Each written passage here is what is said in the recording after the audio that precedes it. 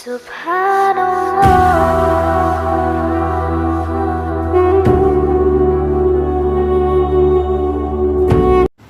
ایک حدیث پاک کا خلاصہ ہے کہ جہاں پر تکمیل قرآن ہوتا ہے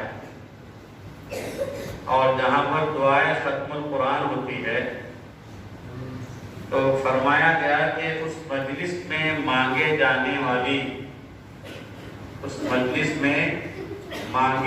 والی دعا رد نہیں ہوتی، تمام دعاؤں کو اللہ قبول فرماتا ہے۔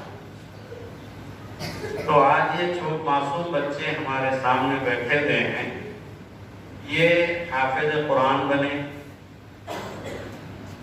اور اتنی کم مدت میں بنے۔ ابھی ہمارے اس ادارے کے ناظم تعلیمات جناب مولانا منصور خان صاحب نے آپ کو بتایا 300، 350 اور 190 دنوں میں ایک بچے کا حافظ قرآن بننا یہ قرآن کا اعجاز ہے، معجزہ ہے۔ ہمیں اگر پوچھا جائے کہ 3 دن پہلے ہم نے ناشتے میں کیا کھایا تھا تو ہمیں یاد نہیں ہوتا، بلکہ کل شام میں کیا کھایا تو یاد نہیں رہتا۔ اور ان بچوں کو اللہ تعالیٰ نے مکمل قرآن مجید کو ان کے سینوں کے اندر محفوظ کیا ہے، یہ بہت بڑی سعادت کی بات ہے۔ اور اللہ تبارک و تعالیٰ اپنے قرآن پاک کو انہی سینوں کے اندر محفوظ فرماتے ہیں جو اللہ کو پسندیدہ ہوتے ہیں۔ تو یہ اللہ کے پسندیدہ بندے ہیں جن کے سینوں کو اللہ تعالیٰ نے اپنی کتاب کی حفاظت کے لیے منتخب فرمایا۔ یہ بہت قدر کی نگاہ سے دیکھے جانے کے قابل ہے۔ اور قرآن جیسا کہ حدیث پاک میں نبی کریم صلی اللہ علیہ وسلم نے ارشاد فرمایا خیرکم من تعلم القرآن وعلمہ، کہ تم میں بہترین شخص وہ ہے جو قرآن پاک کو سیکھے اور دوسروں کو سکھائے۔ آپ نے فرمایا کہ سیکھنے اور سکھانے والے سب سے بہترین لوگوں میں ان کا شمار ہے۔ آج یہ جو بچے یہاں پر بیٹھے ہیں انشاءاللہ بھی یہ تکمیل حفظ کی آخری آیتیں پڑھ کے تکمیل کریں گے قرآن پاک کی۔ جتنے لوگ ہم یہاں پر بیٹھے ہیں چند باتیں آج کی مجلس سے متعلق میں آپ کو بتاؤں۔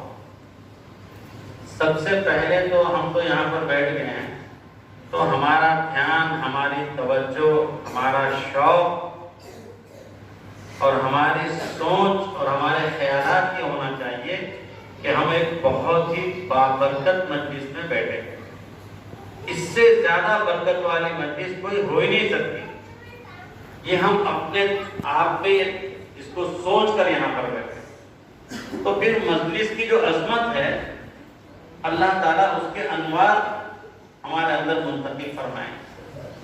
بے رغبتی نہ ہو، بے توجہی نہ ہو، پورا دھیان اس مجلس میں رہے کہ ایسی بابرکت مجلس میں ہم بیٹھے ہیں کہ اس ادارے کے 3 معصوم بچوں نے، دارالعلوم عثمان نگر کے 3 معصوم بچوں نے قرآن پاک کو اپنے سینے کے اندر محفوظ کیا ہے۔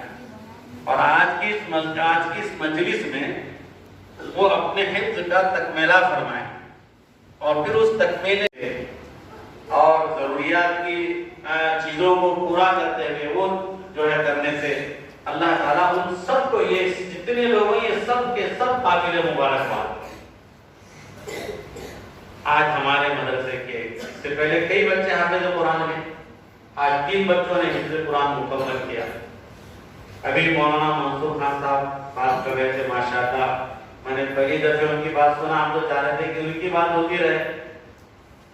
کہ ادارے کا جو ماحول بتایا جا رہا تھا یہ ماحول کیسا ہوتا ہے، یہ بچے حافظ کوئی ایسے نہیں بنے کسی جنرل اسٹور پر گئے اور بولے کہ 1 پارا دے دو، آج 2 پارے دے دو، آج 5 پارے دے دو، آج 10 پارے دے دو، ہم حافظ بن گئے۔ نہیں، ان بچوں نے سردی، گرمی اور بارش ان تینوں موسموں کا مقابلہ کیا۔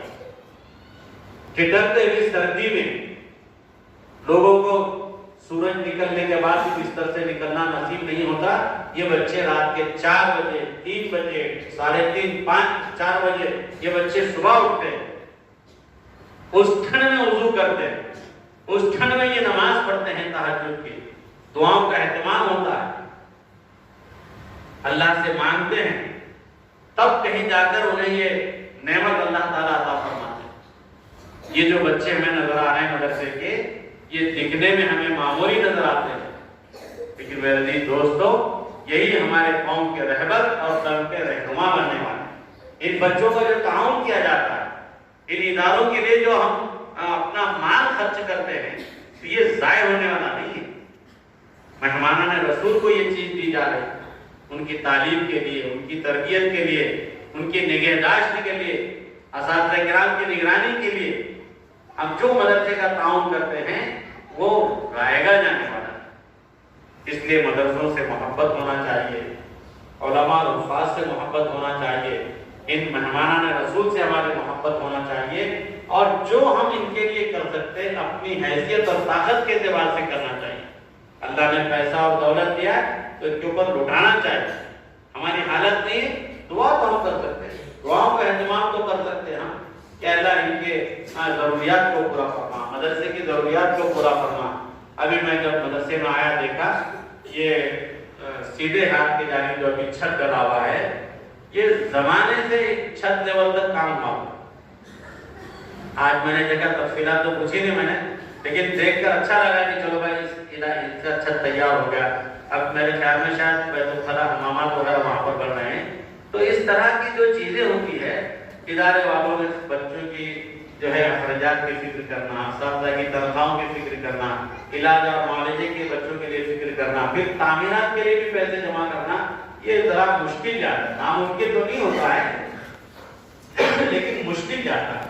اس لیے ہم جب بھی آئے, یا تو ہماری حالت اللہ نے بنائی تو ہم خود دیں, اگر ہماری حالت نہیں بنی ہے تو ہم جن کو جانتے ہیں ان کو جا کر کہیں کہ بھائی آپ چلو میرے ساتھ, ادارہ دیکھو, آپ وہاں کی ضروریات کو دیکھو, آپ وہاں کے بچوں کو دیکھو, آپ وہاں کی تعلیم اور تربیت کو دیکھو, آپ ادارے کے ماحول کو دیکھو.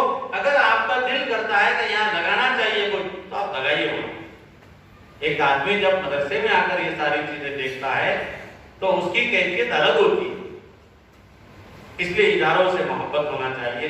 بہرحال کچھ زیادہ لمبی چوڑی بات بھی نہیں کرنی ہے, لیکن آپ, میں اور ہم سبھی بہت خوش قسمت ہیں کہ اللہ تعالیٰ نے ایسی بابرکت مجلس میں ہمیں شریک ہونے کا موقع دیا.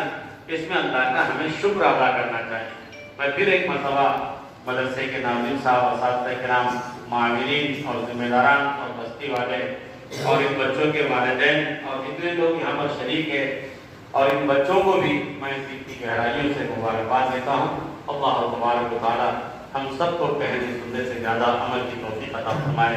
آمین. وآخر دعوانا الحمد للہ رب العالمین.